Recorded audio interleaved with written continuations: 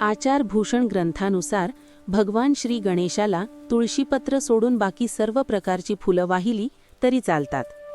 पद्मपुराण आचाररत्नमध्ये देखील लिहिले आहे की न तुलस्या गणाधिपम, अर्थात तुळशीपत्राने गणेशाची पूजा कधीही करू नका.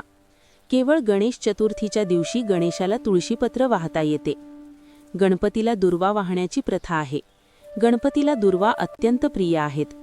दुर्वांच्या वरच्या भागाला 3 किंवा 5 पाने असतील तर फारच उत्तम.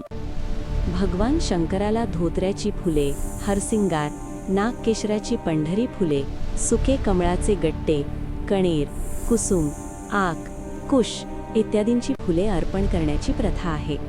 भगवान शंकराला धोत्र्याची फुले सर्वाधिक प्रिय आहेत. या व्यतिरिक्त त्यांना बेलपत्र आणि शमीची पाने वाहणे देखील अत्यंत शुभ मानले जाते. भगवान शंकराला सेमल, कदंब, डाळिंब, शिरीष, माधवी, केवडा, मालती, जुई आणि कपाशीची फुले वाहिली जात नाहीत.